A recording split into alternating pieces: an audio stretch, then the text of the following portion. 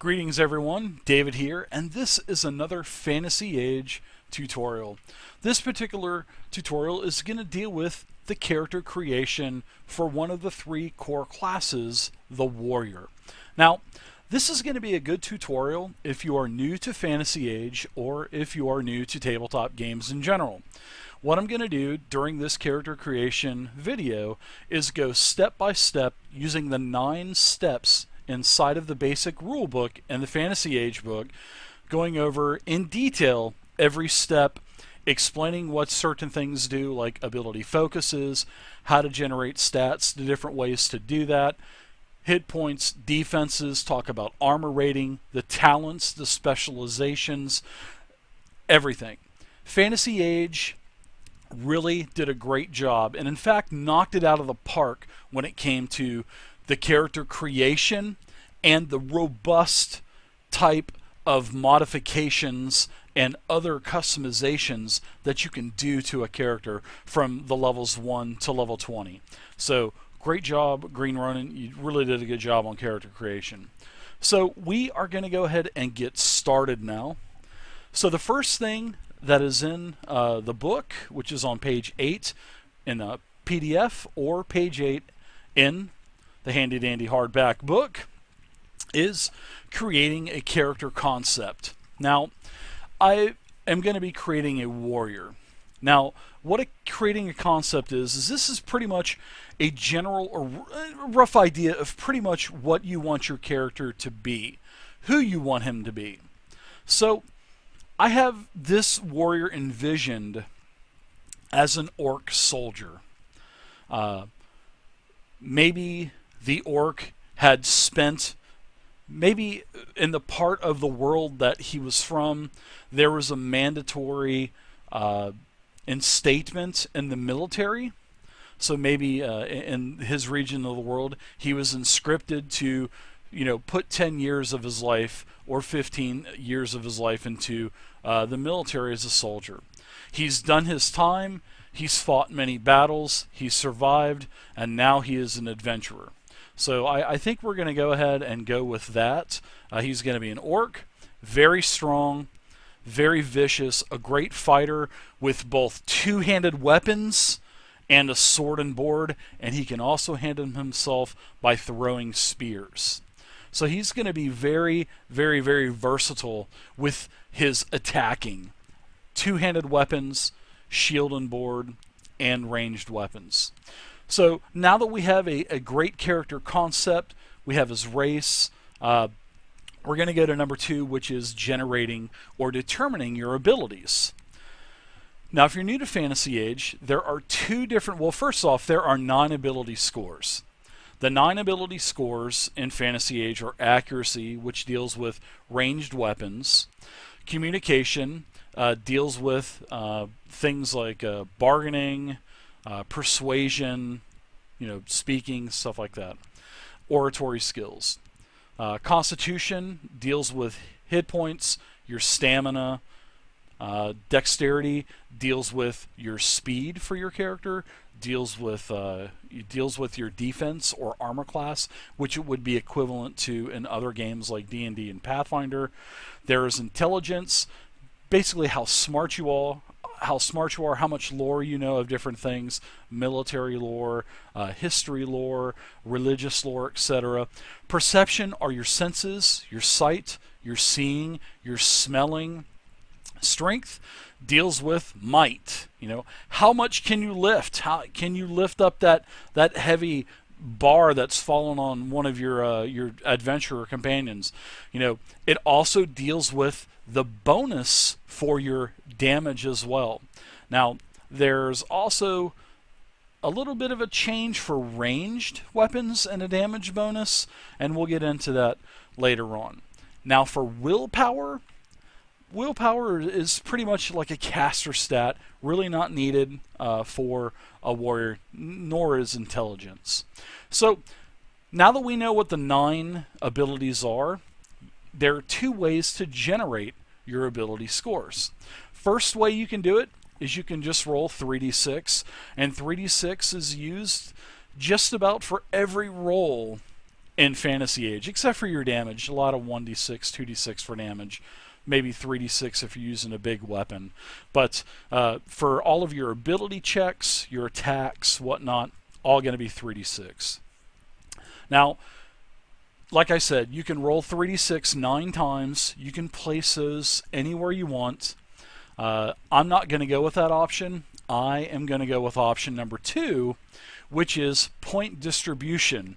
Now, on a side note, I'd like to point out that there is an error in the printed book. There is an error in the printed book. And the error of that in the printed book is where it's on page... It is on the page where you determine your ability scores, or if you want to do buy one, or option 1 or option 2. Now on page 9, on the right, it'll say buying abilities. It states that you get 12 advancements to increase your stats or your abilities. That unfortunately is wrong. In the PDF, it states that you get 10 advancements. Well, now I have it in 2 exact same spots. It's telling me 12 in the book, and it's telling me 10 in the PDF. Which one is correct? So I tweeted to Green Ronin Publishing, the creators of Fantasy Age, and Chris Pramus, the actual author, the writer, he wrote back and said that the PDF is the correct point advancement. So it is 10. Do not go by the book. It is 10. And unfortunately, there's a printing error already. But I guess that's what you get sometimes when you rush something out in the little bit of time that they had to put this book together. But hey, guys, for the short amount of time, I can handle that error any day of the week. But just make sure you have 10 advancements. So as you can see, there are these little boxes beside each one of the abilities. Now these represent your primary ability scores.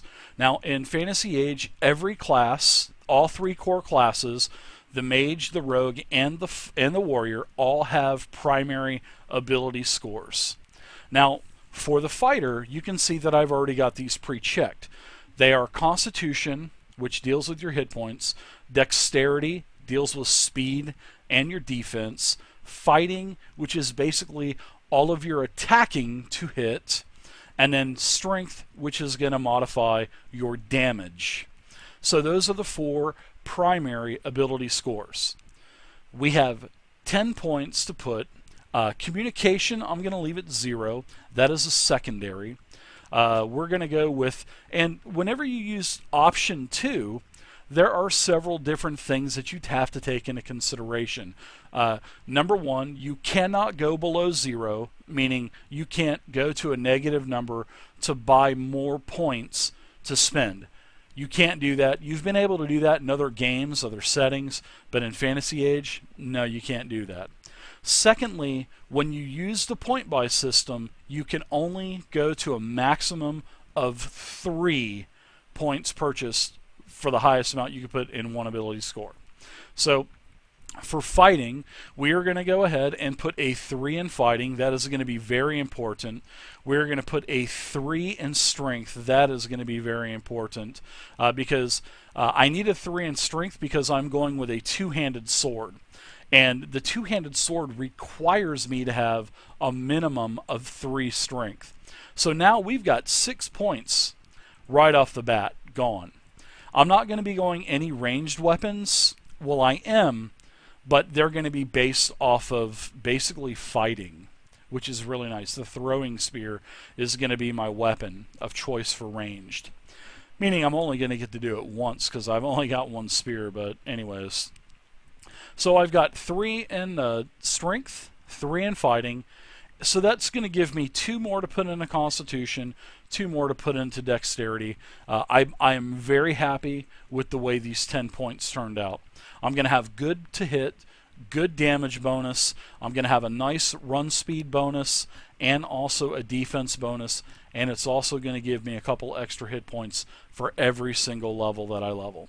So my ability scores, I'm happy. We're done with number 2. Number 3 is now we get to choose a race. All right.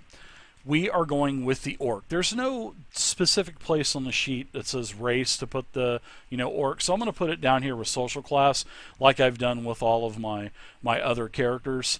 Now, when you choose a race, just like in most other tabletop games, you are going to get to have some bonuses to go along with the race that you choose. Just like D&D, just like Pathfinder, just like Savage Worlds, pretty much any game you'll get some bonuses. Well, Fantasy Age is no different. And Fantasy Age even goes a step further, which gives you a 2d6 chart to roll twice on, so you're going to get 2 random bonuses anyway, plus the core bonuses. So for the orc, every section has a nice section on the lore for the race. There are the orc names, female, male, and clan names. And when you play an orc, you're going to get to have an extra point of strength. So that is going to give me a 4 in strength, which is going to be a very nice bonus damage. Now I'm going to get to choose one of the following ability focuses. Now, I want to take a minute here and talk about ability focuses. Ability focuses in Fantasy Age, there's sort of like a confusion about these. Focuses are basically a way to enhance one of your abilities. Now, for example, as the orc, I can take an ability focus in either Constitution Stamina, which is basically any kind of Constitution check that includes me doing any kind of endurance, like long distance running, long distance swimming, anything like that. I would get a bonus to that roll. Or I can choose Strength Might. Strength Might is basically lifting heavy objects. So for me, I want to take Strength Might. Okay, so I'm going to write Might in this box here, and that's what all these boxes are for under the primary stat. This is to allow you to write down all of your ability focuses. So I'm going to explain the ability focuses one more time so you get a good grasp on this. Now that I have chosen Might for Strength, say that one of my party members, we were trying to rescue one of the other party members. And say the roof collapsed of the cavern that we were exploring. Now, if I want to basically try to lift up one of these beams, I'm going to need to do a strength check. But seeing that I have the Might ability focuses, which really focuses on lifting heavy objects, not only am I going to get to add in my strength, but I'm going to get to add in an additional +2 because I have Might. So instead of 3d6 plus 4, I'm actually going to be 3d6 plus 4 plus 2 because of Might. Now, even if I didn't have Might as an ability focus, I could still try to do the attempt, but it would only be with a 3d6 plus 4. But Might gives me a little bit more focus in my strength, and it's going to give me a +2 only for lifting heavy objects. So that's really nice. And between the 9 ability scores, there are probably, I would say, close to 100, or if not over 100 different focuses. I mean, the system for character customization for Fantasy Age is so robust, everybody. I mean, it truly is. So now we've gone ahead and chosen that. I wanted to spend just a minute or two explaining about ability focuses, because not only my players were confused about focuses, but so were a lot of the viewers in the channel during several of the latest Dungeon Master workshops. So also as an orc, we get Dark Sight, which I've already wrote that down. We're able to see basically 20 yards in darkness without light.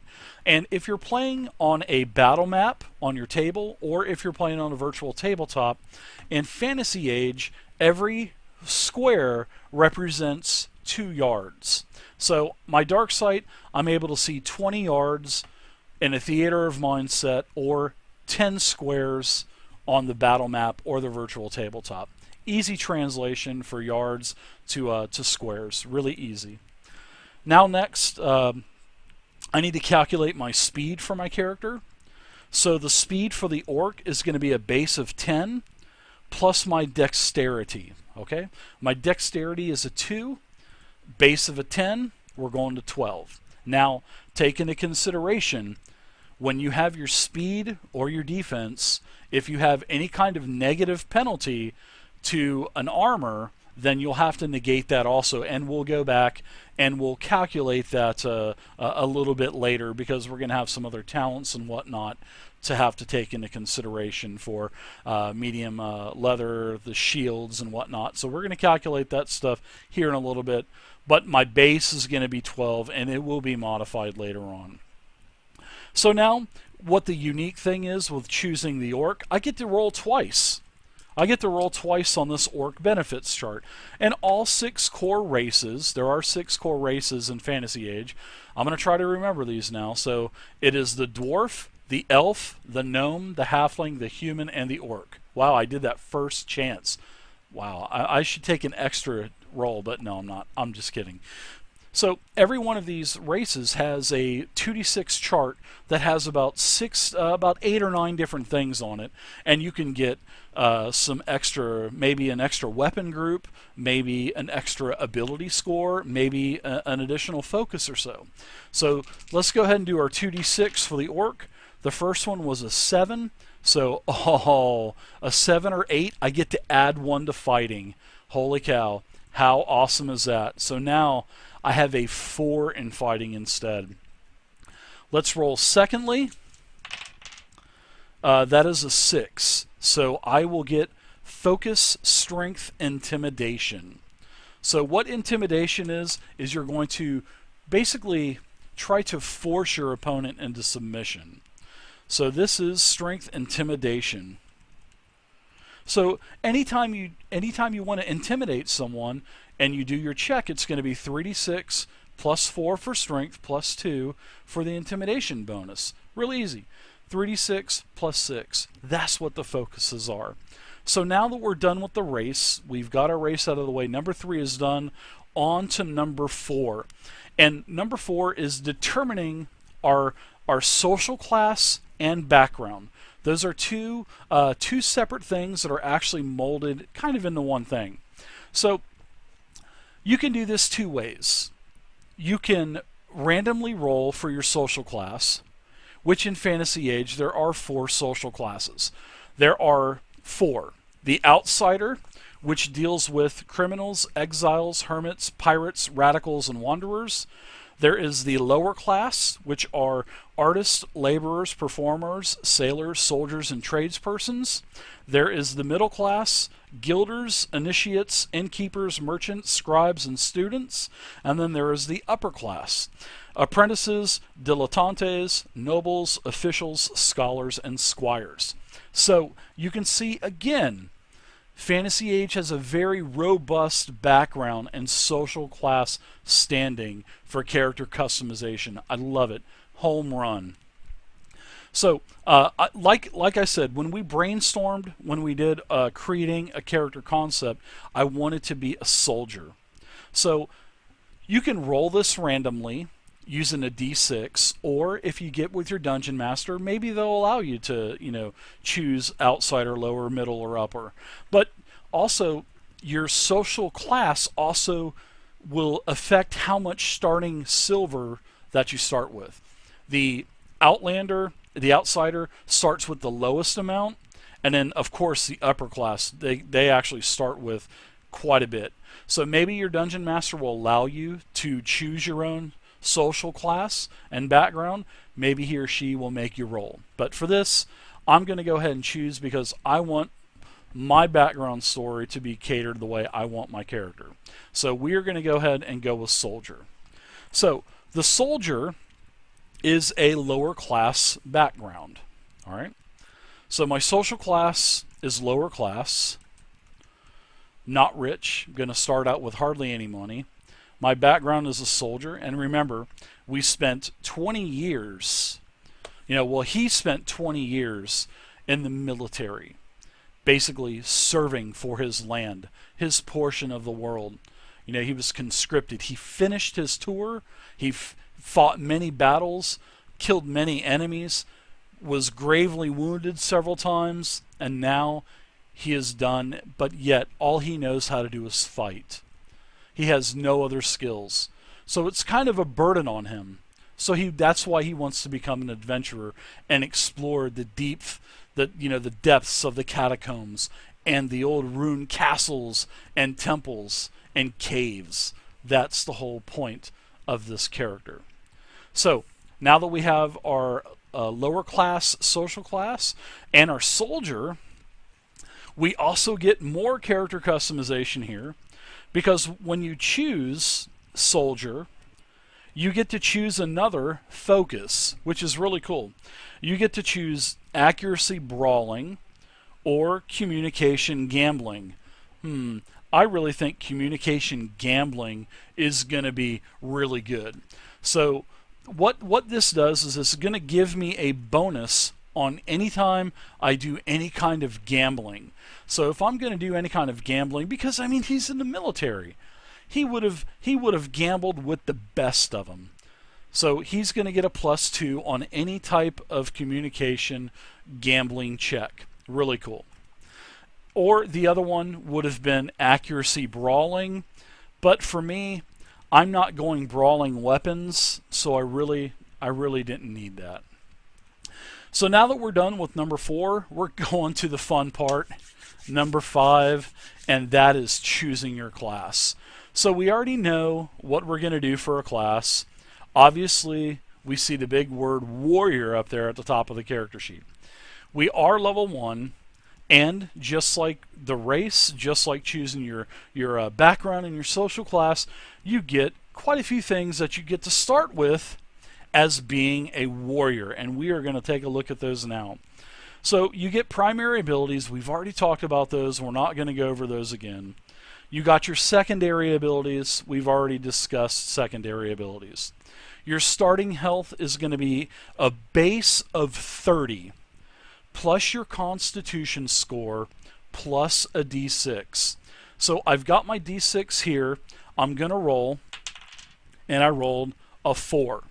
So we are going to have 34 plus my constitution, which is 2. That's 36 starting hit points at level 1. That's pretty good for a first level. You know, the high hit points like this really remind me of 4th edition D&D, the high hit points at level 1. Now, for weapon groups, the fighter gets to choose quite a few. They get brawling automatically, but I'm not going to be using brawling because I'm not going with the accuracy score, you know, as weapons. So I get to choose 3 of the following. I get to choose 3 out of axes, black powder, bludgeon weapons, bows, heavy blades, light blades, spears, or staves. So the 3 that I've chosen are axes, heavy blades, and spears. They're all fighting based, and they're all strength based for damage. So that's perfect, right up my alley. I don't really have to stray away and try to worry about perception for damage or accuracy to hit or anything. So I'm good there. My weapon groups are chose. Now, at level 1, when you have a warrior, you become a novice in automatically for armor training. Okay, now talents are yet another way to customize your character. There are 24 talents in Fantasy Age. When you start with a talent, you start at a novice level, and there are 3 levels or 3 degrees for each talent. You automatically start at novice, then you go to journeyman if you upgrade it, and if you upgrade it again, you'll max it at master. So guys, like I said again, plenty of ways to customize your character. I mean, it's really crazy, the in-depth customization. And I know I keep saying that, but until you make a character for the first or second time, you just kind of sit back and say, wow, this is a great system to create a character. And you can really customize it any way you want. So we get armor, we get novice for armor training. And armor training is you have to be careful because there are requirements for these talents also. Now, the requirements for armor training is I have to be a warrior, which I am a warrior, and that's the only one. So this is where you learn to fight while wearing armor. You only take the armor's penalty to your speed, while those without this talent suffer the penalty to all dexterity-based tests and calculations. So, very nice. So the only thing that I'm going to take the armor's penalty is to my speed. And that's why I didn't adjust my speed. So my speed is really going to go from 12 minus 1 to 11. Still really good. I'm in a heavy leather armor. All right. So now my speed is calculated correctly. Now for being a novice for armor training, this means that I can wear leather and mail armor without suffering a penalty to dex. So, okay. Now, if I do any kind of dex checks, I won't take the -1 penalty. Perfect. I like it. If I upgrade to journeyman, this means that I can wear plate armor without suffering a penalty to dex. That is awesome. You know I'm definitely going to upgrade armor training down the line. And if I master armor training, this means that I get the most out of my armor. I gain the benefit of half the armor rating rounded down of your armor when you take penetrating damage. Normally, armor provides no defense against penetrating damage. So basically, your armor rating is like a mitigation. And if you get hit for 10 damage, you'll see my armor rating is 3.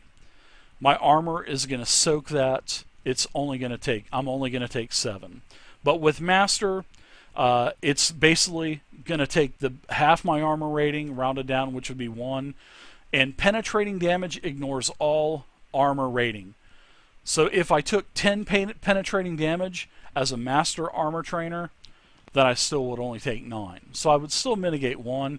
It's nice, but the higher armor rating that you have, and you can get a pretty high armor rating with plate.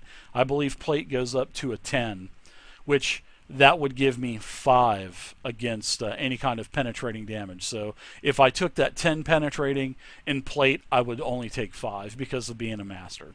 Really nice. So now that I automatically get armor training by default, I get to become novice in 2 more talents. Wow. None of the other classes got to do this. So I get to choose between archery style, dual weapon, pole weapon style, single weapon style, throwing weapon style, two-hander style, unarmed style, weapon and shield style. All right, so remember, when we were brainstorming earlier, when we were talking about our character concept, I wanted to be versed in the weaponry that I used. I wanted to be proficient in large weapons. So I am going to take two-hander style novice. So we'll write a two-hander style. Okay, and what two-hander style does is it basically, I have to be a warrior, which I am, and then I have to have a strength of 3, which I do qualify for that. And I also have to have training in the heavy blades group, which I already have. So this is where I am deadly with two-handed melee weapons. And as a novice, the length of my weapon and the power of the attacks forces foes to yield ground. When I successfully hit with a melee attack with a two-handed weapon, you can move the target 2 yards in any direction. Remember, on a virtual tabletop, or if you're playing on a battle map, 2 yards is 1 square. So if I successfully hit, I can move that target 1 square in any direction. I can push him away. Maybe he's on a healer. I run over, I hit him, I can push him away from the healer. Really cool. I like it. So this means that I'm a novice right now in two-hander style. If I upgrade to journeyman, this means that I will strike fearsome blows with my weapon. This means that I will be able to perform the mighty blow stunt for 1 point instead of the normal 2 when wielding a two-handed weapon. I believe mighty blow is an additional 1d6 damage, and it costs 2 stunt points. So now, as a journeyman, wow, Even if I got minimum stunt points to spend, I'll still be able to use Mighty Blow. Really cool. Now if I go Master and two-handed, which I know I will over time, this means that I and my weapon are as one. When wielding a two-handed weapon, you can choose to re-roll your damage, but you must keep the result of the second roll. I like that. Really cool. So that was just one talent. So now I've got my two-handed sword taken care of. I'm going to get that bonus push on a hit, and now I'm going to go weapon and shield style. Because remember, I talked about when we were brainstorming for character concept, I wanted to be versed in two-handed weapons and also sword and board. So what the weapon and shield style does is it is a warrior. It is a warrior talent, and you have to have a strength of 2. Meet those requirements, no problem. And this is where I'm trained to fight with a single-handed melee weapon and shield. Now, as a novice, I can use shields of all shapes and sizes. You get the full defense bonus when using a shield. Now, if you're anybody using a shield, the maximum defense bonus, I believe, you'll only be able to have a +1. So if you have a +2 or +3 shield, a normal, medium or large shield, then the maximum that you're only going to be able to add to your defense is 1. That's by default. But with the weapon and shield style talent, it negates that, and you can use shields of all shapes and sizes, and you get the full defense bonus. Really nice. So if I have a medium shield, which is what my character is going to start with, then that means when I'm using my shield, then I will get a +2 bonus to my defense, which is pretty nice. Now, when I upgrade weapon and shield style to Journeyman, you know how to get the most from your shield. You can perform the defensive stance stunt for 1 point instead of 2. So if I only get 1 stunt point to spend, no problem. I'll be able to go into defensive stance, which I believe gives me a couple defense until the start of my next turn or something like that. Master is opponents must work hard to get by your defenses. So listen to this. The shield bonus of any shield you have increases by 1. So if I'm still using that medium shield as a 2 defense, it's now worth a 3 defense. Wow, how cool is that? So that's how the talents work. And like I said, there's 24 of them, and I've only talked about 3. I mean, there are just so many to choose from. And, as more and more products come out for Fantasy Age, more races are going to come out, more specializations are going to come out, and more talents, and I'm sure more focuses are going to come out. Titan's Grave came out. It added a whole bunch of new sci-fi equipment. It added some new ability focuses for like computers and whatnot. It added laser pistols, so it added a new talent. It added new ability focuses. I mean, so as you can see, Fantasy Age is really just it's just starting, guys. We are just seeing the infancy of Fantasy Age, and over the years it will grow, believe me. Okay, so we are pretty much done with choosing all of our class stuff. Now, the last thing that I want to talk to you about, even though we won't see a specialization now, but at level 1, as a warrior, you're going to get to choose a specialization eventually. And a specialization is basically a way to customize your character even more. Now, you're going to get to choose your first specialization at level 4. And you'll become a novice in this specialization.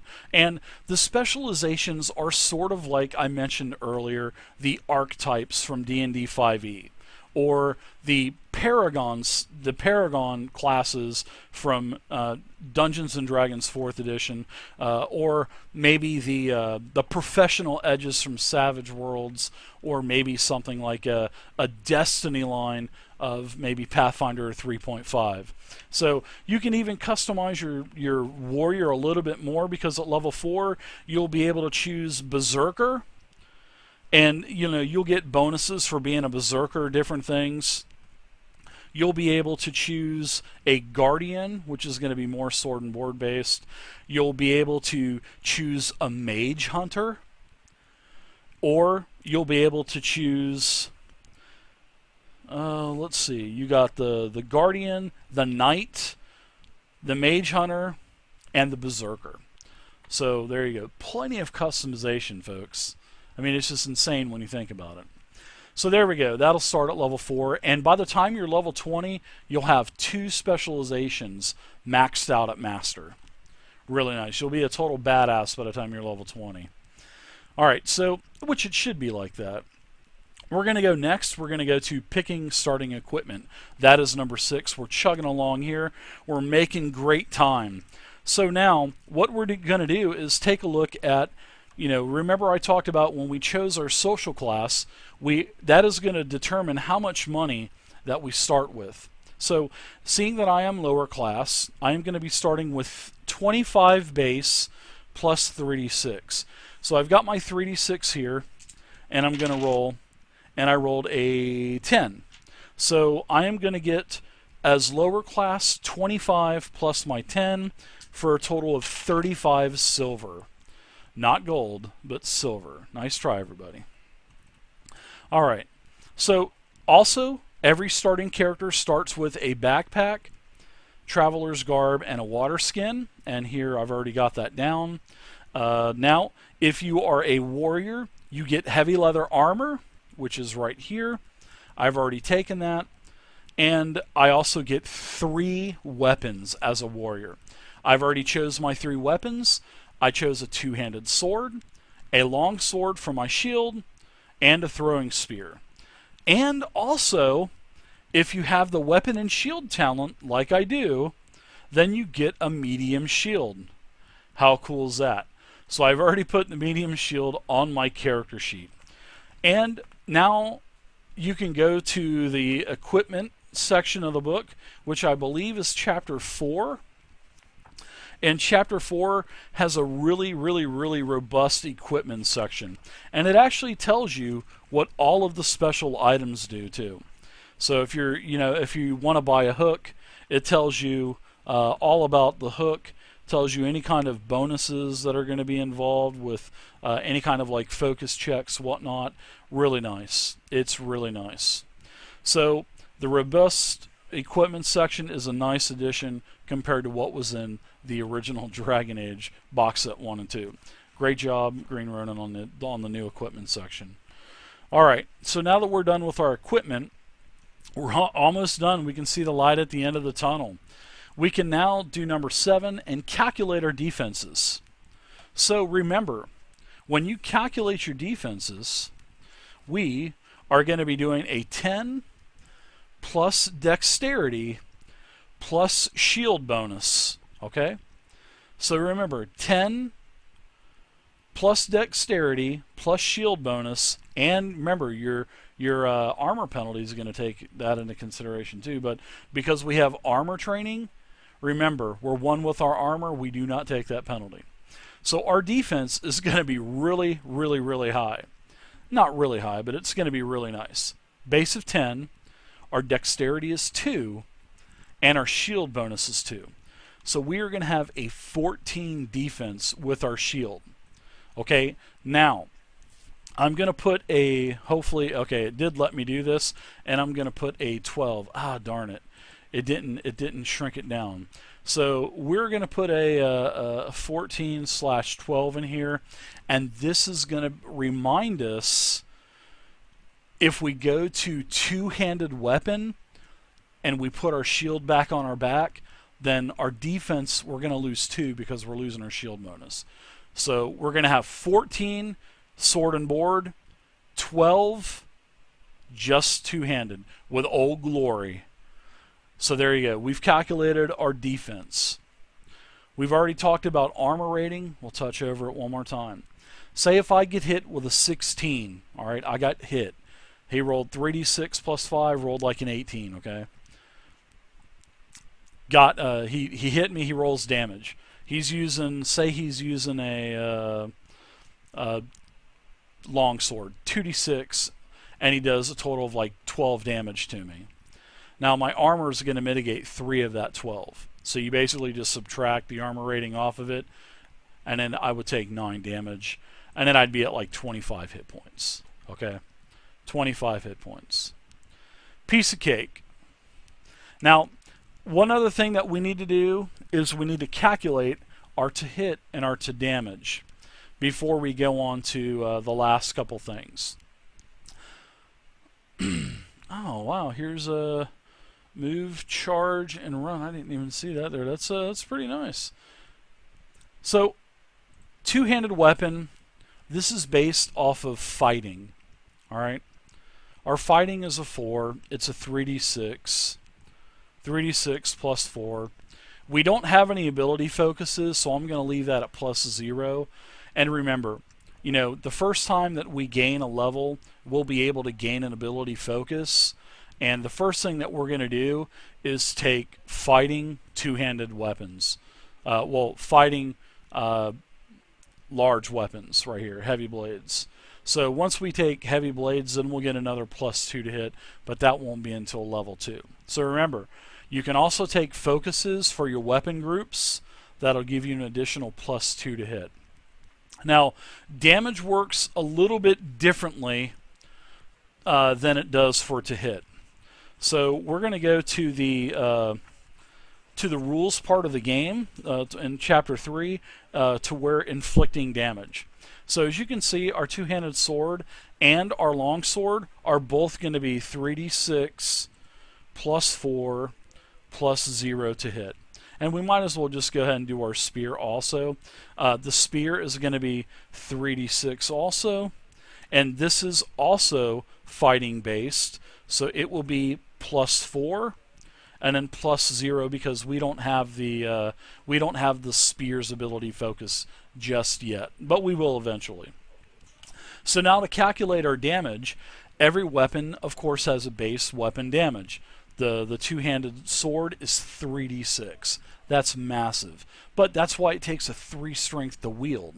Long sword is 2d6, and then the base throwing spear damage is 1d6 plus 3.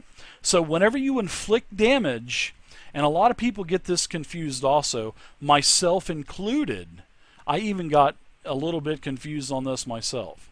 So whenever you roll your weapon's damage, to whatever you're rolling, you add your strength ability and any other relevant modifiers such as talents, magic items, whatever, potions, whatever you have. So, strength. Now the exception is perception instead of strength for bows. Okay?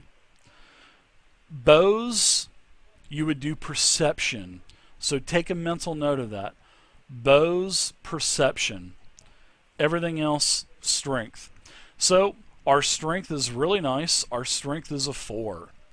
So our bonus is going to be a 3d6 plus 4 because of strength. Plus 4 because of strength. And this is also plus 4. And it's all thrown. And so this is actually going to be 1d6 plus 3 plus 4. So if I throw a spear, it'll do 1d6 plus 7. Two-handed sword, 3d6 plus 4. Long sword, 2d6 plus 4. Nice damage for a level 1 character. So now that we've got all of our equipment done, we are going to move to calculating our defense. We've already done that. We're going to the last 2 steps, which we're almost done. Every hero needs a good name, guys. And I have a great name that I've used not only in EverQuest, in Dark Age of Camelot, in World of Warcraft, but I am going to name my Orc Warrior Warnerve. I love that name. It's a song. It's a metal song from quite a few years ago, and I just like it. It's a great name for an Orc Warrior. Just remember, step 8. All great heroes need a good name. And the last thing that we're going to talk about is choosing goals and ties to your character. Now, whenever you make your character, we've already brainstormed, we've already got our concepts, he's already finished. But does your character have any short-term goals? Does he have any long-term goals? Does he have any ties to any particular items that are bound to him? Maybe he found a trinket on one of the enemies that he killed, and he wants to get this back to the person that he has killed and feels remorse for, and he wants to get this trinket back to his family. Maybe there's a tie that you have with some city or town. Maybe there's a tie with one of the other characters in your group. Be creative with your background stories. And that's pretty much it, everybody. I mean, I had a fun time making the warrior. Old War Nerve, man, he is strong. 14 defense at level 1. Definitely going to be a ball and chain when he's going out just mowing down kobolds and ogres. Oh, it's going to be so fun. 36 hit points. We've basically talked about everything you need to know. We've talked about specializations. We've talked about talents. We've clarified the distinction between abilities and ability focuses. We've calculated defense. We've talked about armor rating. Talked about, the negative penalty, the modifier for the heavier armor that you wear. We've talked about everything. So now it's your turn to make a character. And I hope this tutorial has helped you out. If you're new to Fantasy Age, or if you're an experienced gamer, or even if you're new to tabletop games altogether. So everyone, I hope you enjoyed. Please feel free to leave a comment down below. Also, please like and subscribe to the YouTube channel. And watch part 2 of this video where we'll take War Nerve from level 2 to level 20. Don't forget, on my website, tabletopping.net, you'll be able to download War Nerve and the other characters that I've already made. It'll be on the player section of the website. These will be on these nice, fillable PDFs. You just download it, take it to your game. If you want to try 10th level fighter or 10th level warrior, then just take War Nerve at level 10 and then go destroy your game master's encounters that he has set up for you. So anyways, everybody, thank you again, and I'll see you next time.